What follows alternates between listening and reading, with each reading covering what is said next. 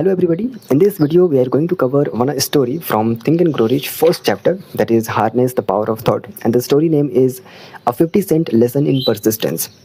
And okay, this story is going to be on persistence, and yeah, each and everything that I'm going to explain it here you can find in the description box, so please go check it out first, and after that we are going to start this story. Yeah, this story is favorite of mine because in this story we can learn about persistence a lot more. Let's begin. Shortly after Mr. Darby received his degree from the University of Hard Knocks and learned the painful lesson of persistence, he had the good fortune to be present on an occasion that proved to him that no does not necessarily mean no. So in this sentence, writer is just saying that if this person, Mr. Darby, okay, Mr. Darby just learned a lesson that if somebody is saying no, it doesn't mean 100% no in this particular sentence. Okay, uh, here a story starts. One afternoon, he was helping his uncle grind wheat in an old-fashioned mill. Okay, so just Mr. Darby was helping his uncle to grind all those wheats and these things in old-fashioned mill. So what's called old-fashioned meal? Old. It's not another thing. It's meal, but a traditional meal where we grind wheat and all those things. The uncle operated a large farm on which a number of sharecrop farmers lived. Okay, so the uncle operated this large farm.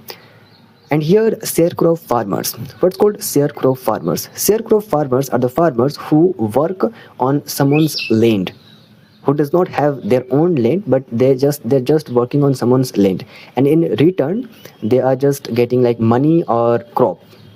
Okay, it's called sharecrop farmers. Quietly the door was opened and a small child, the daughter of a tenant, walked in and took her place near the door.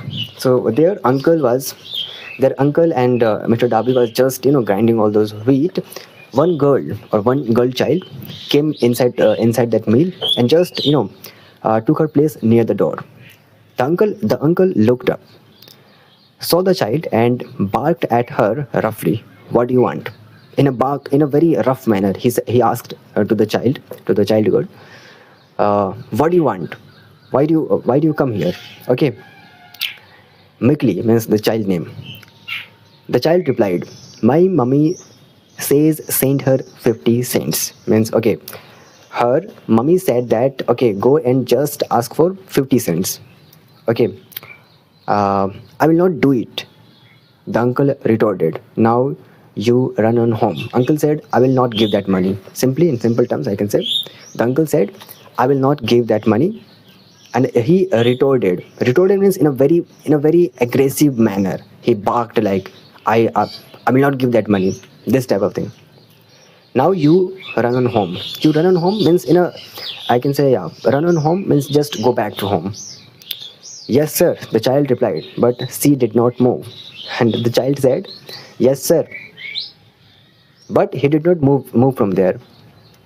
The uncle went ahead with his work, so busily engaged that he did not pay enough attention to the child to observe that she did not leave. Okay, the uncle was busy in his work, very engaged in his work, and he did not care about that girl, that okay, girl is leaved or not, but girl was there. When he looked up and saw her still standing there, he yelled at her. After seeing the girl. I told you to go home. He said, I told you, na? Just go to home. Now go, or I will take a switch to you. Now go, or I will take a switch to you. I will take a switch to you. Here, you have to understand, switch to you. Switch, I can say here, switch means a stick or a rod, I can say. Okay, so I will beat you. I'm just coming and beat you. This type of thing. I will take a switch to you. Means I'm just coming and beat you. The little girl said, yes, sir. But she did not buzz an inch. The girl said, yes, sir. But she did not move there. Move means slightly. Here, just understand. Buzz. Buzz means I can say move very slightly. But buzz means I can say, yeah, to move. If you're moving some place to another place, it's called buzz. but she did not budge an inch. He was just steady there. Like she was just steady there. The uncle dropped a sack of grain. He was about to pour into the mill hopper, picked up a barrel stave, and started towards the child with an expression on his face that indicates trouble. Okay, in this sentence, you have to understand some words. Like, okay, sake of grain, I think you know the word sake of grain. So he just dropped that particular sack of grain that he was just pouring into the mill hopper. Mill hopper means where we just put all those grains, so that after putting it we can grind all those wheat. So he was just about to put all those grain in the mill hopper, but he just dropped that particular grain of sack and picked up a barrel stave. Here, barrel stave. Barrel means I can say a big container made by wood. Okay, and a stave means I can say that particular barrel or wood barrel is made by a stick, or I can say yeah, curved stick. So he just picked a barrel stave means a stick. Okay, and started towards the child with an expression on his face that indicated trouble, very trouble. His expression like I'm just going and beat her. This type of expression he was. Darby held his breath. She was certain she was about to witness a murder. Darby was like, "Oh my God, what is going to happen?" He just hold his breath. He knew his uncle had a fierce temper. Okay, he knew that his uncle has a very very very fierce temper. Okay, so fierce temper, it means very quick to anger mood. It's called fierce temper. So he knew that my uncle is a very fierce temper. He's just angry in a quick way. Okay, when the uncle reached the spot where the child was standing, she quickly stepped forward one step, looked up into his eyes, and screamed at her top of at top of her shrill voice. My mama's gotta have that 50 cent. So just uncle went to the spot where girl was standing.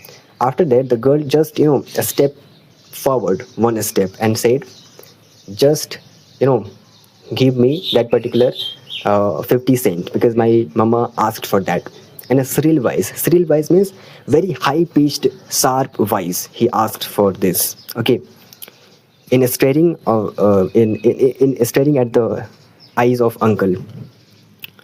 The uncle stopped, looked at her for a minute, then slowly laid the barrel stave on the floor. Okay, laid the barrel stave on the floor means he just laid the barrel stove on the floor. Okay, put her hand in his pocket, took out $50 and gave it to her. Means he just gave the money, 50 cents. The child took the money and slowly backed towards the door, never taking her eyes off the man whom she had just conquered.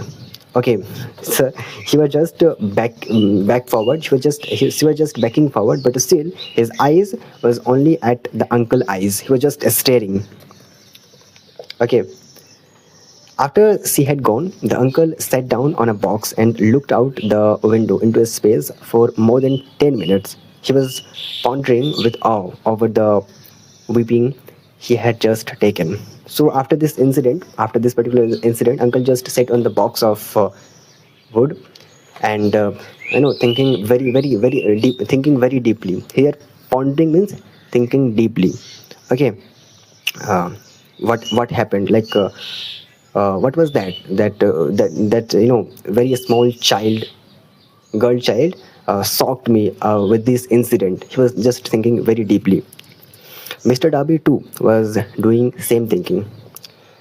That was the first time in all his experience that he had seen the child of a sharecropper deliberately master an adult authority figure. Deliberately. Okay, so deliberately master an adult authority figure. Here, adult authority figure means a person who has an authority, who has a control over somebody. It's called here the word adult authority figure. Okay, so yeah, deliberately, I can say deliberately means, purposely, not in by chance, but purposely he just mastered that adult authority figure. How did she do it? What happened to his uncle that caused him to lose his fierceness and become a docile as lamb? Docile as lamb. Okay, docile. Docile means very calm, very gentle. Okay, without any anger. And lamb. Lamb means young sheep. So he just became very docile as a lamb. Caused him lamb. Okay. What strange power did this child use that made her master over her superior? Because uncle, I can say uncle is a superior man here. If you compare uncle and that particular child, so he just conquered, or I can say mastered over over her superior. Um, these and other similar questions flashed into Darby's mind. Flashed means, I can say, it, doubting all those questions. Okay, how this particular thing happened, but he did not find the answer until years later when he told me this story. Okay, me, who is here? Me, Napoleon Hill. Okay, so Mr. Darby said this particular story to Napoleon Hill, after telling this story to Napoleon Hill said about, okay, what happened particularly. Strangely, the story of this unusual experience was told to me in the old mill, on the very spot where the uncle took his whipping. So this particular incident, Mr. Darby said to Napoleon Hill, not in another place, but in that particular place where this particular incident happened, in the mill. Okay, and after that, just where uh, as we stood there in that musty oil mill, not oil but old mill, Mr. Darby repeated this story of the unusual conquest, and finished by asking, "What can you make of it? What a strange power did the child use that so completely wiped my uncle?" Here, musty old meal. Musty old meal. Musty. What is it mean by musty? Musty means very old. If you sometimes if you open your cupboard very for a very long time, how is the smell? Very old. Very that type of smell is called musty. Okay, musty oil, old meal. Why I'm saying but again and again oil, but here is old, not oil. Okay, so Mr. Darby just repeated this story of the unusual conquest, and finished by asking, uh, unusual conquest means an unusual. I can conquest means, I can say, a victory of that girl. What can you make of it? What can you make of it? It means, what is your opinion about this particular thing? Okay, and I can understand all those noises of birds, because in my background a lot more birds are just chirping, so I can't stop this. Just ignore it. What strange power did that child use that so completely wiped my uncle? What strange power? What was that strange power? He was just asking to the Napoleon Hill. After I had uh, described to Mr. Darby to the power unwittingly used by the little girl, the power of thought as described at the beginning of this chapter, he quietly retraced his 30 years of experience as a life insurance salesman and frankly acknowledged that his success in that field was due, in no small degree, to the lesson he had learned from the child. Okay, here in this particular paragraph, you have to understand something. Here, understand unwittingly. Unwittingly means without any reason, or with no any without any purpose. If you're doing something purposely, it's called wittingly. Okay, but unwittingly means you don't want to. Okay, you don't want to do this, but unwittingly it happened, so it's called unwittingly. So that particular child just used the power of thought unwittingly, means without knowing it. Okay, beginning of this chapter, just Mr. Elon, what name, Napoleon Hill. Okay, so the Napoleon Hill just talked about the power of thought in the beginning of this chapter. Okay, and after that, he quickly retraced his 30 years of experience. Here he means, I can say, Mr. Darby. So Mr. Darby just quickly retraced his 30 years of experience. Okay, 30 years of experience as a life insurance salesman, and frankly acknowledged. Frankly means honestly, with honesty. Acknowledged means accepted that his success in that field was due. Was due means was, it's because of, in no small degree, but it's in not in a small degree, but in a very high, in a very high way, to the lesson he had learned from the child. It means in this paragraph, Mr. Darby wants to say to you is, uh, he succeeded as a life insurance salesman because of this reason, because of this incident that happened in, old-fashioned mill. Mr. Darby pointed out, every time a prospect try to bomb it out without buying, I saw that child standing there in the oil mill, her big eyes glaring in defense. And I said to myself, I have gotta make this sale. The better portion of all sale I have made were made after people had said no. Okay, so in this particular paragraph, right, this man, Mr. Darby, wants to say is, I made more or better sale where people had said to me, I don't want to buy this particular, insurance. And because of one thing, if someone said to Mr. Darby, I don't want to buy this, that particular person, Mr. Darby, saw that little girl standing in that meal with glaring eyes. Okay, glaring defense eyes.